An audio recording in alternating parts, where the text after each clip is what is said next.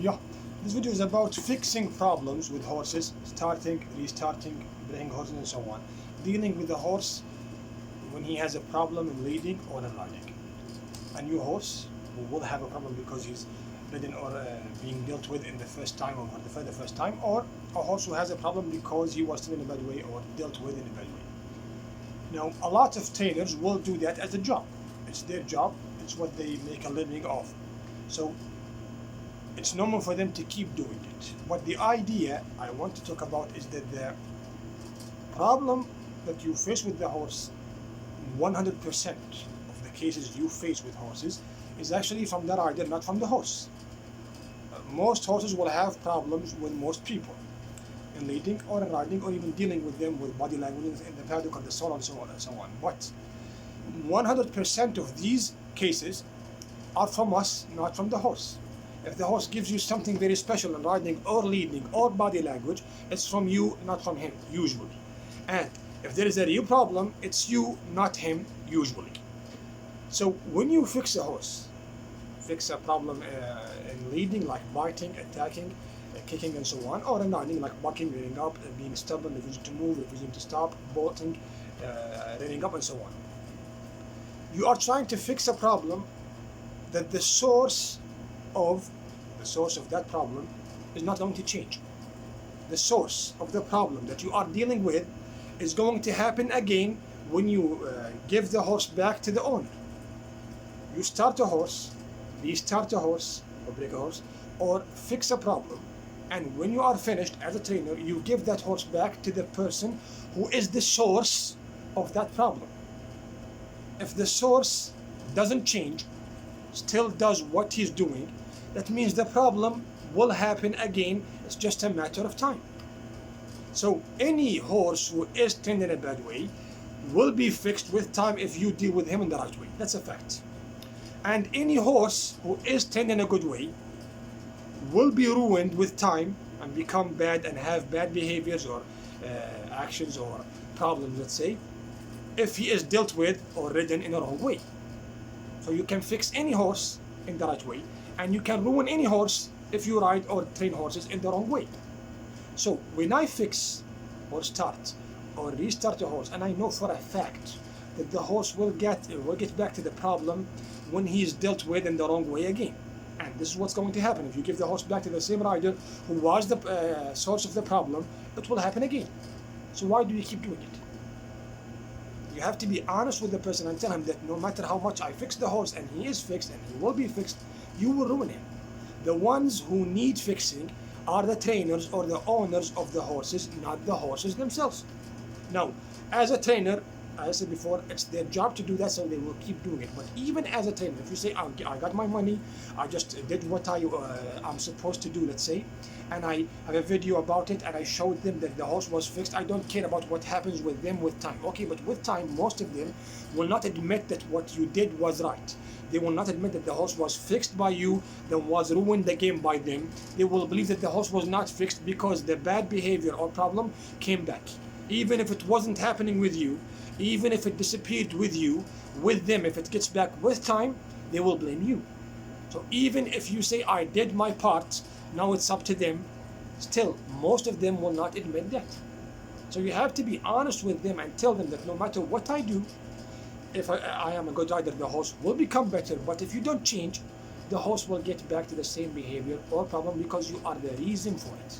Same goes for starting or breaking a horse. If you start or break a horse and give him to someone that you know is a bad rider compared to you, let's say with your riding, the horse reached, let's say 90 from 100%. If let's say the maximum limit or the high limit of breaking or something, whatever, is 99 or 100, let's say, and you got 90% as a good rider, and you give the horse to the owner, and he's not that good when it comes for riding, and his, let's say, level in riding is 70% or 60%, the horse will move down to 70 or 60%. So the extra 30% you added to the horse was done for nothing.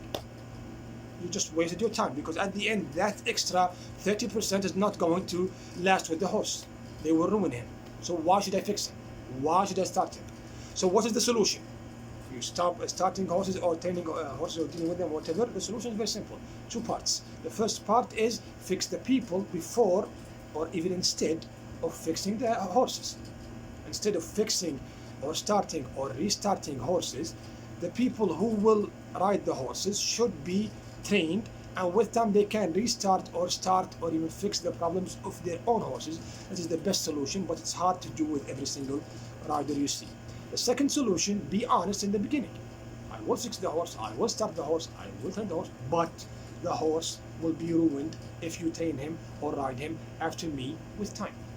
Now, if you say that, more than, let's say, 7 of every 10 customers, let's say, you deal with, will move away or go away. If you cannot guarantee me that the horse will stay good after you train him, even if I ride him, I don't want that.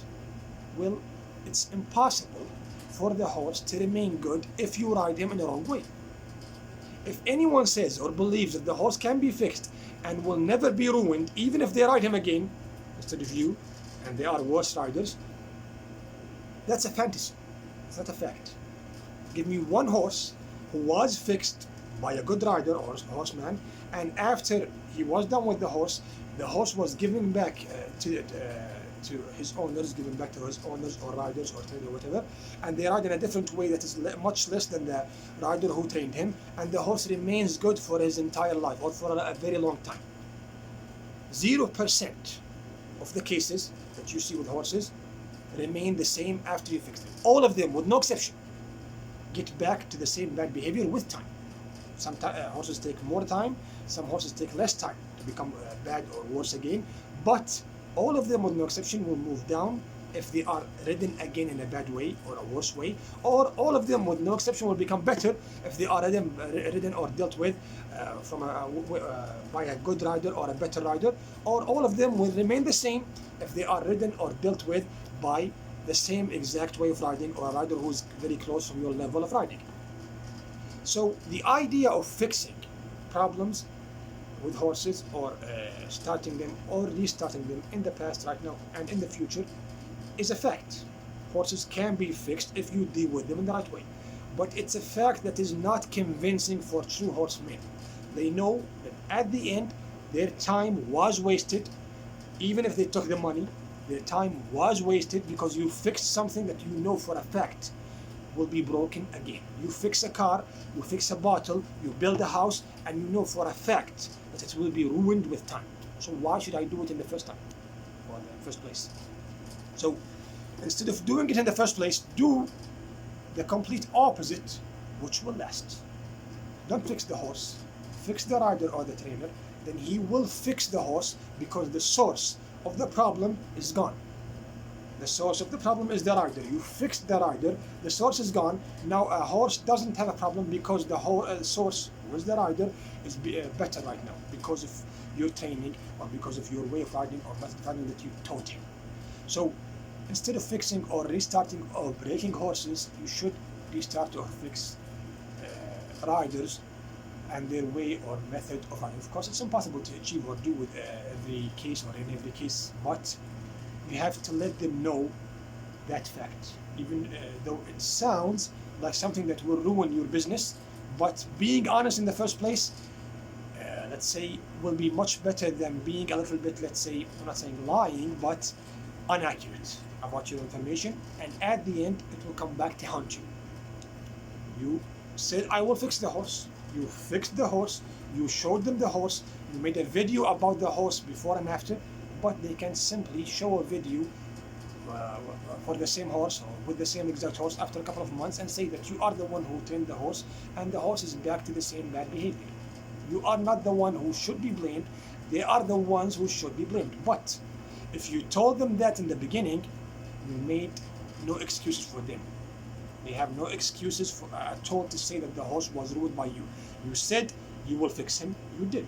You said he will be ruined by them with time, it happened. What you said happened. So they have no excuse. But if you don't say it, and most people don't say it, don't blame people when they say that you did not fix the horse, even though you fixed him and they ruined him. Be honest in the beginning, or even, if you can, let them know that they are the ones who should be trained, not the horses. Fix people before you fix horses. That's my opinion about this fact.